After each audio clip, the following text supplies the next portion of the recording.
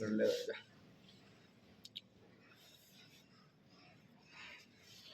तुम्हारे पेपर में 2 पद आएंगे, उन दोनों में से एक करना दूंगा। जैसे ही दिया हुआ सूरदास के पद का है, तो इसमें कभी कभी तुम्हारे क्वेश्चन में इस तरह से ये क्वेश्चन आएंगे।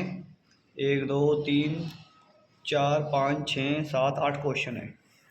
तो ये तुम खुद भी देख सकते हो कितनी बार सुनवाया हुआ। तो ये क्वेश्चन मेन में ही है, इसके ऊपर मैं मोस्ट भी लिख देता हूँ। तो काव्य में और गद्य में अंतर ये है कि काव्य क्वेश्चन तुम उसकी हिंदी निकाल जब देना, जैसे इसने दिया कि इस पद में प्रमुख प्रतिपाद विषय स्पष्ट कीजिए। इसका मतलब होगा कि क्या इसमें बात हो रही है। इसमें जो है उद्धव की बात जो कर रहे हैं, उद्धव श्री कृष्ण और जो गोपियाँ है वो सब क्या कर रही, गोपियाँ क्या कर रही, कृष्ण के प्रति प्रेम प्रदर्शन कर रही, मतलब अपना प्रेम क्या दिखा रही हो, कृष्ण से वो कितना प्रेम करती है, तो उसे दिखाया जा रहा है। दूसरा क्वेश्चन है उद्धव को सौभाग्यशाली क्यों कहा गया।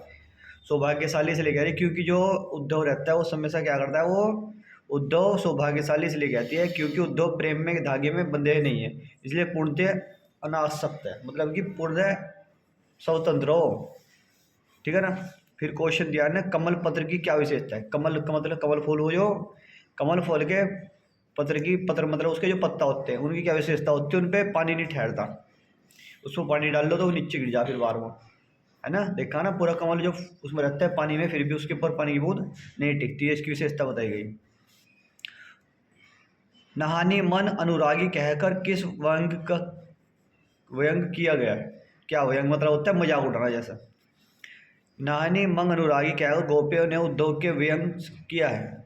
यह व्यंग क्या है, उद्धव को चिकना घड़ा बताया गया है कि तुम तो कृष्ण सरोवर के प्रेम जल में पश्चात भी प्रेम की भावना से अछूते रहो। चिकना घड़ा गया मतलब जैसे चिकने घड़े में पानी नहीं रहता ना, उसके अंदर पानी डाल लो तो उसके पानी तो भरा रहेगा चिकने घड़े के अंदर, पर उसके अंदर नहीं जाने का वो, तो उसे क्या चिकना घड़ा कहा गया।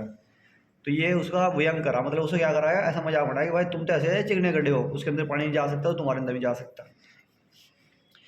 ये सब दे रखे इसमें आंसर, इसे पढ़ने।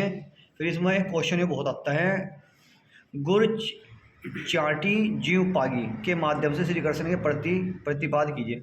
मतलब जो श्री कृष्ण है उसके प्रति जो गोपियाँ उनकी क्या विशेषता है। गुड़ चीव चाटी जीव पागी मतलब होता है कि जो श्री कृष्ण है उसके प्रति गोपियों का प्रेम को दर्शाया गया। कैसे प्रेम को दर्शाया गया, जैसे चींटी का प्रेम गुड़ के प्रति होता है। चींटी का प्रेम गुड़ के प्रति कैसा होता है, जैसे चींटी क्या कहती है कि चींटी ऐसा होती है कि मैं गुड़ पे चिपक कर मरना तो पसंद करूँगी पर चूसे छोड़ना नहीं चाहती हूँ। ऐसी उनकी दशा हो रही गोपियों की। गोपियाँ भी कह रही कि हम श्री कृष्ण के प्रेम में प्राण तो त्याग देंगे पर उसके बिना नहीं रह सकते। यो आई बात समझ में। तो हमने यहाँ से छोटी छोटी लाइनें दी है यूं ही सी, यहाँ देखो, यहाँ तुम देखोगे बातें ये दे रखी सारी। सूरदास अबला तुम भोरी, भोरी किसे कहा गया, गोपियों को।